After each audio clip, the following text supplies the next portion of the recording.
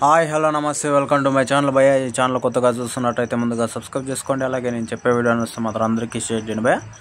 అయితే ఈరోజు మన టాపిక్ వచ్చేసి మన ఎన్టీఆర్ నీల్ గారి సినిమా అని చెప్పొచ్చు.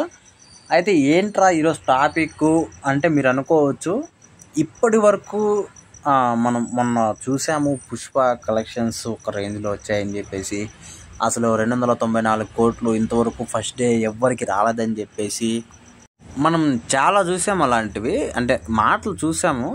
RRR సినిమాకు కూడా రాలేదు, దేవరా సినిమాకు కూడా రాలేదని చెప్పేసి.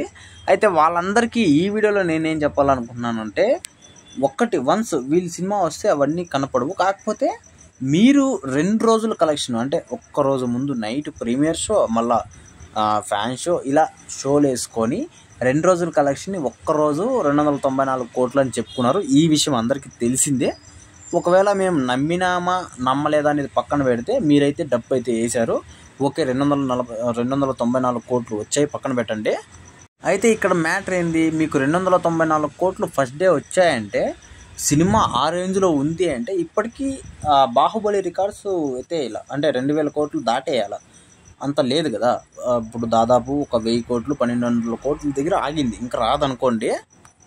అయితే ఆ సినిమా ఎందుకు చెప్తున్నానని మీరు అనుకోవచ్చు. నేను వన్స్ ఈ సినిమా ఎన్టీఆర్ నీల్ గారి సినిమా ఎన్టీఆర్ 31 కన్నా వచ్చింది అనుకోండి, ఇది 32 అవుతుంది. ఎందుకంటే మన వార్ 2 చేస్తున్నారు కాబట్టి ఇది 32 అవుతుంది. కాకపోతే మనకు అప్పటి నుంచి నేను 31 అని ఉంది కాబట్టి అలా చెప్తున్నాను. ఈ సినిమా వచ్చిన తర్వాత ఏ రికార్డు ఉండదు అని మాత్రం నేను అనుకుంటున్నాను భయ్య. ఒక్కటే కారణము, ఏ హీరోకైనా కూడా మన ప్రశాంత్ నీల్ గారు ఆ ఎలివేషన్స్, ఆయన చూపించే స్క్రీన్ ప్లే ఒక మైండ్ బ్లోయింగ్గా ఉంటుంది. అలాంటిది ఆయనకి ఇష్టమైన హీరో, ఆయన ఫేవరెట్ హీరోతో అసలు 3 దేశాల మధ్య జరిగే స్టోరీతో వస్తున్నాడు, ట్రయాంగిల్ స్టోరీగా. అసలు ఇది ఊహించలేని ఒక మలుపు ఎన్టీఆర్ గారికి అని చెప్పేసి కూడా అనుకోవచ్చు భయ్య. ఫైనల్గా నేను ఏం చెప్తానంటే, ఇక్కడ వేరే అంటే జనవరిలో ఇప్పుడు మనకి షూటింగ్ స్టార్ట్ అవుతుంది అని చెప్పేసి ఒకటైతే వదిలేరు. అది ఎంతవరకు నిజమని చెప్పేసి మనం జనవరి వరకు వెయిట్ చేయాల్సిందే. అయితే నేనేం చెప్తున్నానంటే, ఫైనల్గా ఏ రికార్డు ఎన్టీఆర్ 31 వచ్చిన తర్వాత ఉండదు అని మాత్రం నేనైతే చెప్తున్నాను భయ్య.